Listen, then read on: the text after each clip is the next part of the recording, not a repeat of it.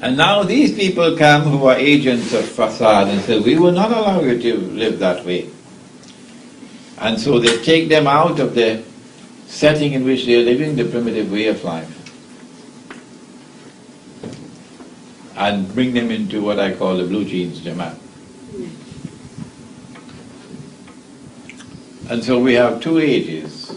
We have that age and we have this age.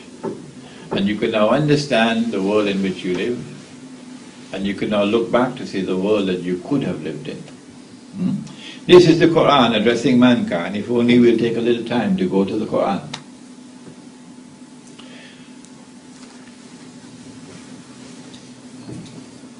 Have they been released? Or are they still behind the barrier?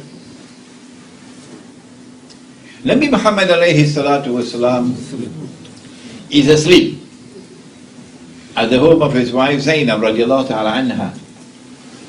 And he sees something in his sleep, and the hadith is in Sahih Bukhari, I think about 6-8 times. Different versions. He sees something in his sleep which is terrible, terrible, terrible, terrible. And he wakes up from his sleep, it's a vision, and his face is flushed red. What did he see? And he says to her, وَيْلٌ لِلْعَرَبِ مِنْ شَرٍ قَدْ اقْتَرَبَ. Woe unto the Arabs because of a great evil which has now been released. Now it's close upon them. And then he raised his hand like this, and he said, today a hole has been made in the radam. That's the word used, radam, that Zulkarnain built, indicating that the release of Gog and Magog, which can only take place when Allah chooses. فَإِذَا جَاءَ وَعْدُ رَبِّ جَاءَ لَهُ دَكَّاءَ. The release has now commenced, so the barrier is going down. She then asked, أَنُهْلِكَ, will we be destroyed? And there are righteous people living amongst us? He said, Na'am. We meaning the Arabs, because he said, وَيْلُ لِلْعَرَبِ. Will we be destroyed when there are righteous people living amongst us? He said, Na'am. إِذَا كَثُرَ الْخَبَثِ. When khabath, nastiness, immorality,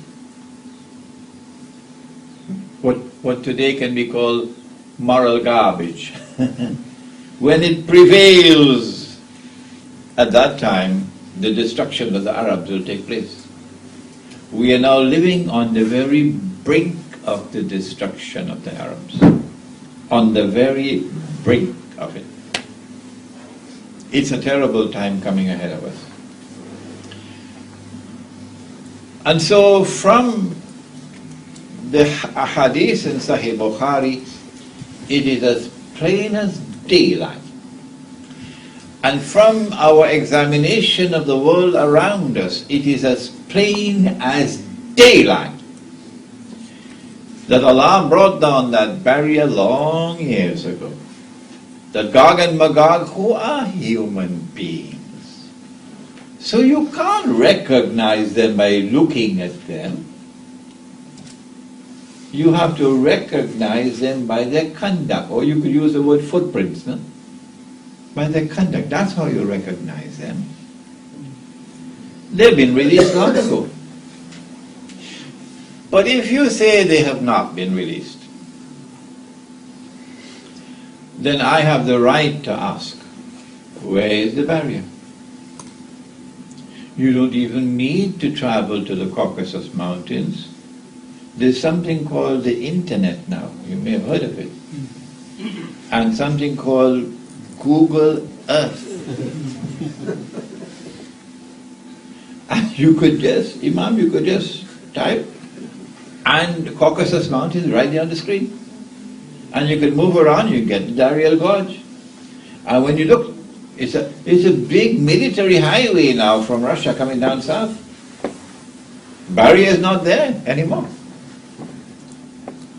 If you say that you cannot have your cake and eat it at the same time, if you say that Gog and Magog have not been released, the barrier is still there, which is the majority opinion, unfortunately. And I show no disrespect for my brothers, the learned scholars of Islam. That's not my style. Then we have the right to respectfully ask them, where is the barrier? And why are you not making an effort to go and search for such a historic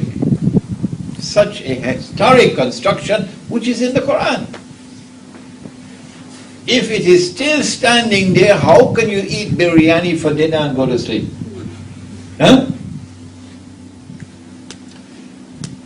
Why are we in this situation? I have been lecturing on the subject of Gog and Magog for more than 15 years now. When I started in New York, people looked at me and asked whether this man has come from Mars or Venus. You couldn't believe what it was like 15 years ago, really.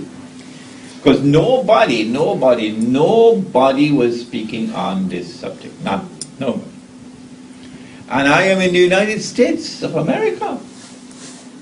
And you got the whole world of Islam in New York, you know. Everybody there. Every single Muslim community of the world is present in New York. And here comes this curious fellow called Imran, talking about Gog and Magog. We never heard about it before.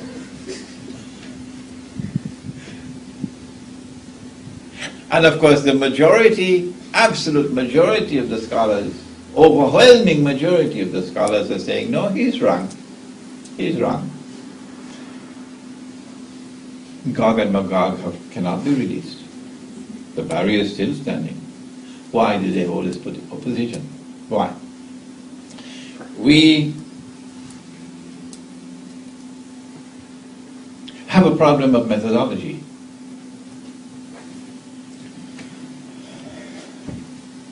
At the very beginning of the Qur'an, Allah teaches a lesson. But it has escaped the attention of many of us. He says that he ordered the angels to bow down to Adam alayhi salam. فَسَجَدُوا إِلَّا Iblis. This sentence is not constructed by accident. No. And Allah subhanahu wa ta'ala is not deficient in the use of language. No. There is a reason why this sentence is constructed like this. He ordered the angels to bow, to prostrate. And they all prostrated. In other parts of the Qur'an, Jamia, they all prostrated. Illa Iblis.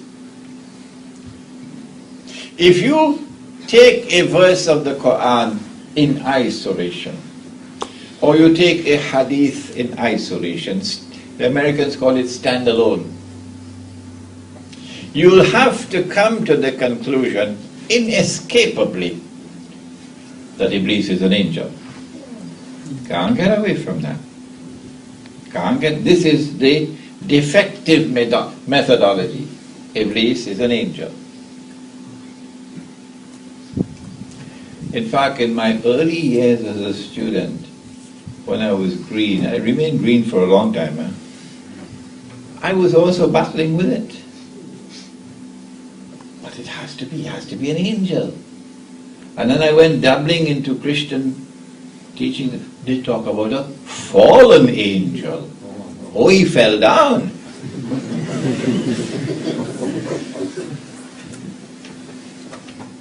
Because we had not as yet been grounded in methodology. But when you go to the rest of the Qur'an, you say, hey, wait a minute, I made a mistake there. Because here Allah speaks about the angels. They don't have any free will. They don't have any self-directed will. They don't have choice. وَيَفْعَلُونَ مَا يُؤْمَرُونَ. They have to do whatever they are told to do. So if they are a creation which must obey, no choice in the matter, And this fellow disobeyed. It looks as though he wasn't an angel, eh? Maybe I made a mistake, eh? Oh my gosh.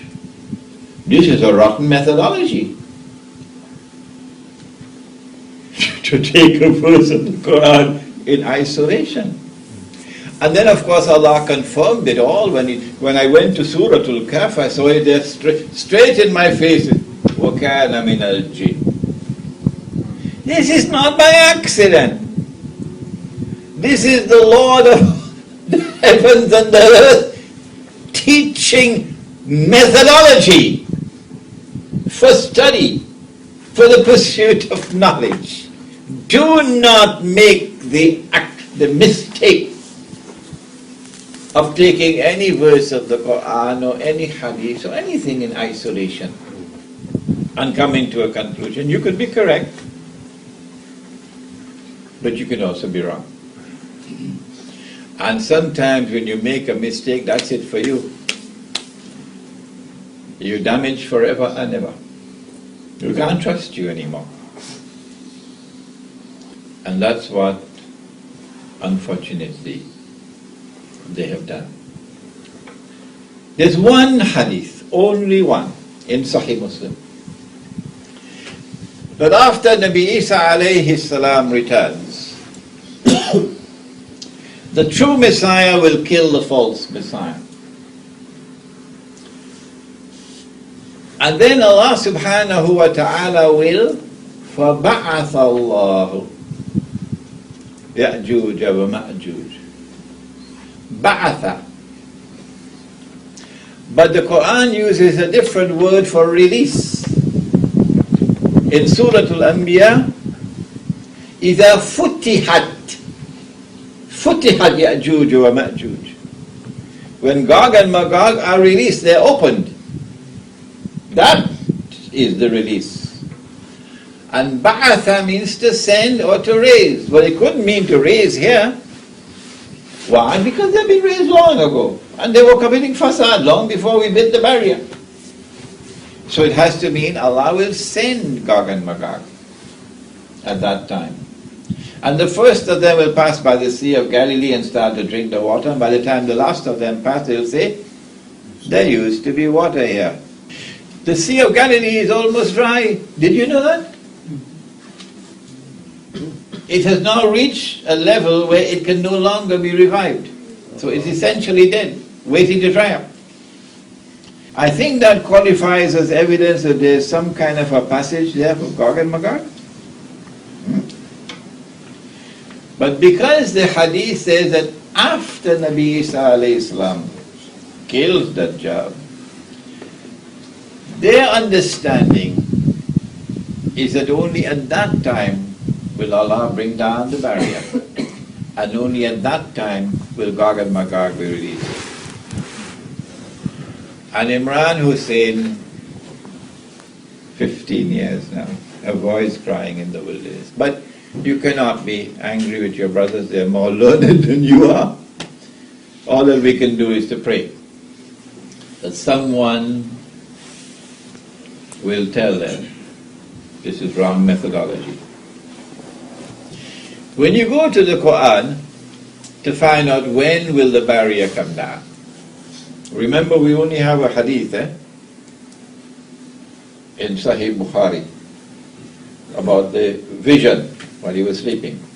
When we go to the Qur'an, when will Allah bring down the barrier?